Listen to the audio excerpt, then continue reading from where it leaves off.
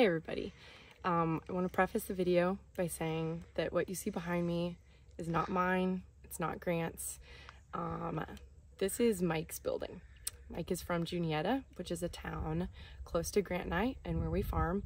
So I would consider this guy a neighbor of ours. And recently he suffered a serious tragedy, a devastating loss. And he was awoken in the middle of the night to his tractor tires exploding. His main shop building caught on fire. There was threat of hail, so extra equipment was packed in along with vehicles, and also this is the shop where he worked on everything. So all of his tools, anything that you farm with was in this building. And at 4 a.m. awoken to the whole thing on fire. Total loss, nothing able to be salvaged from the buildings. I want to help this guy out. So he had, obviously this stuff is insured. Insurance is not going to cover the costs of what it is going to take to replace all this.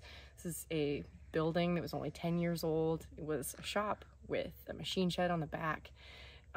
This is his combine, 2 tractors, corn head, bean head, planter, all of his tools, his wife's vehicle, his pickup truck, all absolutely just burned to the ground.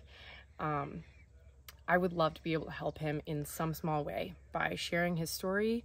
And then also a GoFundMe has been started for him. Harvest is quickly approaching. He is searching for equipment to use. And if I can just use you guys and my platform in some small way to help him, I'd like to. So I appreciate you guys listening to me and sharing his story with people that you know, because this stuff is really, really expensive, and it takes generations to be able to afford a lot of this kind of equipment.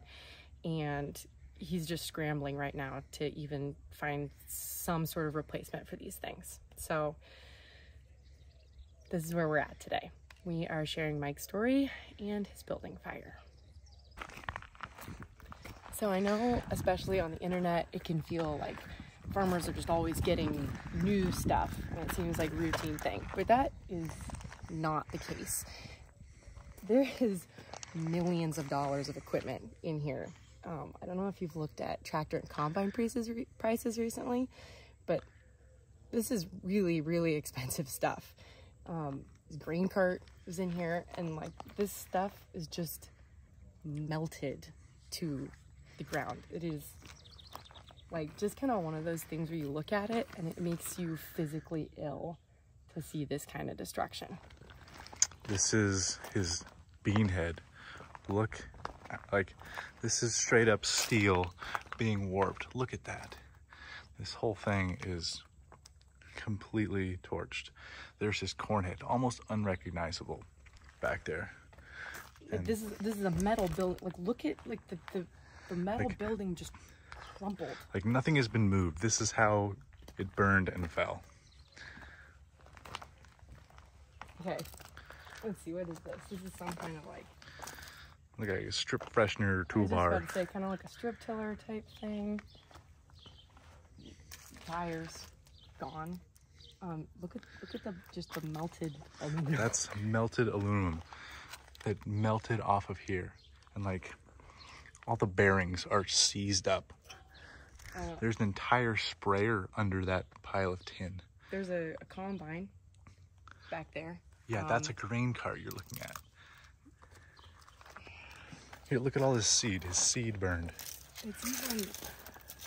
It's obviously all of the big stuff, but think about what you've seen in Grant and I's shops. There's toolboxes, there's tools, there's welders, there's just like all his this lawnmower. small Look little at our, things. like, I know air compressors. Like a lawnmower is not a very important tool on a farm, but man, the forklift. Look at the forklift. So not only is farming a business, this is this guy's livelihood. This is how he makes money. This is what he wakes up and does every single day for a job. Farming is also a livelihood and a legacy. This is stuff that will be passed on to his son one day.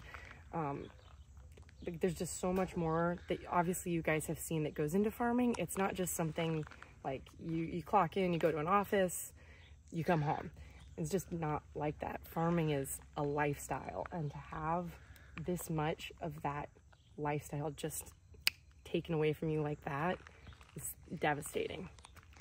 Gotta watch out, there are nails everywhere. It was a wood frame building, and it is just a wake of destruction. This is a self-propelled sprayer. It had aluminum booms, like 120-foot aluminum booms, and they're not even here. They're just piles of aluminum on the floor. Just puddles. Must have been so hot in here. Here's a grain cart, just folded. Look at that. It's like, this thing holds probably 60,000 pounds of grain when full, and just crumbled while it was empty. Here is their two nice pickups. Here is a Dodge pickup, half ton. You can still kind of see the body panels. But here is an all aluminum F-150. The metal just melted. It must have been so hot in here. Laura, you see this truck? What truck? It's like unrecognizable. It's crazy. So this is not the first burned combine I've seen, but it never gets any easier seeing a piece of equipment like this burned up. It's a John Deere 670, but you wouldn't be able to tell because there's not that much of it left. You see the fuel tank is in a puddle on what's left of the floor over there. This is not the way you want to see the inner workings of a combine. There's a lot better ways. Tires, obviously, just completely gone. This man has put his life into all of this equipment. He loves farming, and it's just all in ashes and burnt metal. It's so sad. This is drill press, engine hoist. All of his spare parts. There's parts, or what used to be containers that held parts here. Oil filters, tools, jacks, all of the little things it takes to run a farm. Looking at the planter, and obviously it's all horrible, but I just think about the time and effort and money that Grant and I have put into our planter. This is the same exact planter we have. This is the planter that Grant and I have, and he had done a lot of the same upgrades that we have, and I just think about like the time and attention that we took into upgrading each individual row every year, and it is just completely melted. That is a nice tractor. That was his main tractor that burnt up.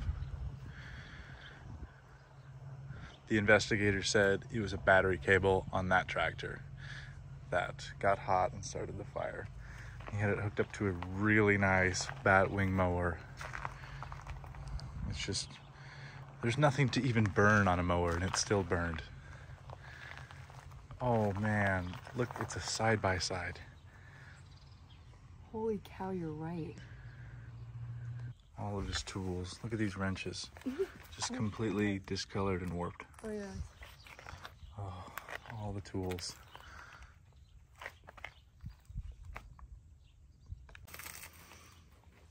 See where the air filter used to be? Yeah, this is just like our tractor. Just think like this kind of thing could happen to anyone.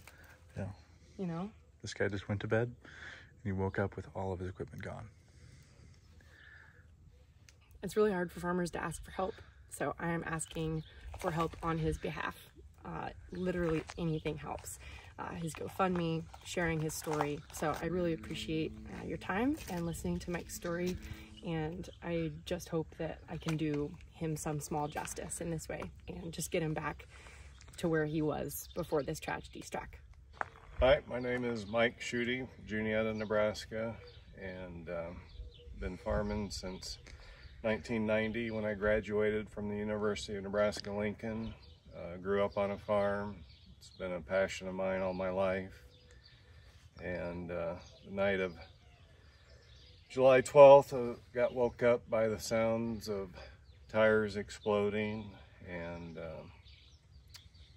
surreal sight of seeing our 11-year-old Martin building on fire. Shop was on fire, and thank God nobody was hurt.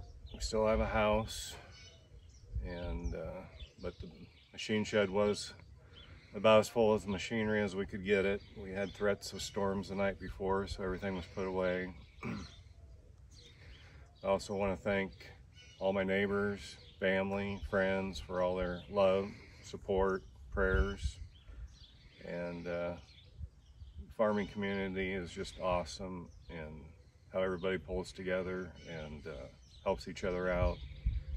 And I want to thank Laura and her husband coming out and taking the time to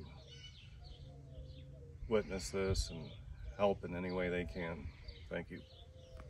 You did not need to thank me. So when we were going out to this guy's farm and filming him, it was kind of ironic timing because this doesn't happen very often, but we actually happened to have the 3 big tractors on our farm in one building under the same roof. We're getting them cleaned up, serviced, ready, ramping up for harvest time. And just in this building, this is not counting the building, this is just the tractors that we have here. This is like, I don't want to say this in a bragging way or a show-off way, but just like so you guys have more information. This is like at least a $200,000 tractor right here. This is at least $150,000. The one back there is at least $400,000, and that's if you can find the tractor. And that doesn't count something that you have to have behind the tractor. So the planter that you're pulling, the grain cart. There's just so much money in farming, and the thing that happened to Mike could happen to anyone. And so it's just kind of scary to think that that could have been us, and then it's not counting all the tools that we have in here and all the extra stuff, or the things that we have out in the machine shed out there. There's just a lot that goes into farming, and it could happen to anyone. And so, I don't know, it's just a really scary thought. I know they're not much, it doesn't look like it to a outsider person, but there is a huge difference between this tractor and that tractor. They look very similar, but so this is the tractor that Laura and I own, and my dad owns the far one and this one, but there's just so much different between tractors. Just like, I know they all have little numbers on them and you might not know what they mean, but that is a huge different horsepower, what the hydraulic packages are, and like, you can get a lot of money wrapped up in little differences. And so when someone's tractor burns up, it's just a huge pain to go find a replacement one. Absolutely. And so another thing that Mike wanted me to mention, something that he wishes that he could just share with everyone, is especially for farmers, how important it is to understand your insurance situation. Because these things, while we do use them every year, we put hours on them, we may make upgrades to them, like adding new tires, replacing parts on them.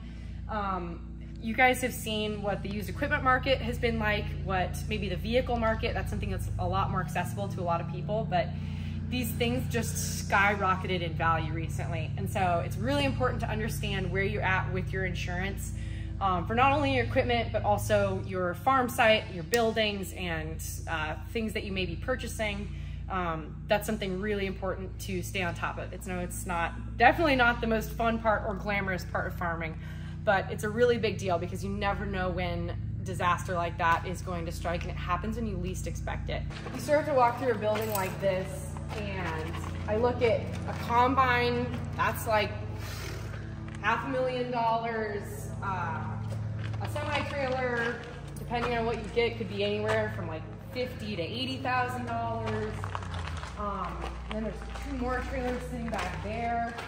And even like, so my pickup, I got a screaming deal on this thing, but like, I wouldn't even know where to start to replace it because it's just an awesome pickup. It has almost 300,000 miles on it, but like, it's worth nothing compared to this stuff, but I would be lost without this. To go and find a replacement. And combine heads, that's another story. 50 grand here, maybe like another 60 to 80 on draper head. There's 2 grain carts sitting back there. And again, like I don't want to say any of this in like a bragging way.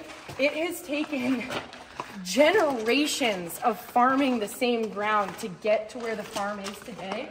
Grant is a 6th generation farmer. I'm a 5th generation farmer. So like this stuff didn't just accumulate overnight. It wasn't like one day the farm just decided to go out and buy all this new equipment. This took years of saving and careful planning to be able to purchase all of this stuff. So Mike did have insurance, but I think at this point he's going to be out at least $500,000 out of his own pocket. And as you can see, like it doesn't take that long to rack up that kind of a bill. So just coming from a situation like that and then coming back home and just sitting down and looking at what we have, I consider Grant and I to be so incredibly blessed and are just really, really fortunate to be in the situation that we are. And we fully realize and appreciate that. Having the opportunity to share stories like Mike's really reminds me that the world is a lot smaller than you think it is, but also reminds me of the opportunity I have with this platform to not only share stories about my experiences with agriculture, but really just have the opportunity to help other people out. So if you have the opportunity, please check out his GoFundMe, donate, help him cover that incredible loss that he suffered, or even just share his story. I hope that today's video has given you just a bigger view into modern day agriculture, what it takes to farm, how far technology and equipment has come in the past couple years, what it costs to be a farmer, and also just kind of what losses you can suffer. I think I'll leave it with that. Thank you for watching, and we'll see you next time.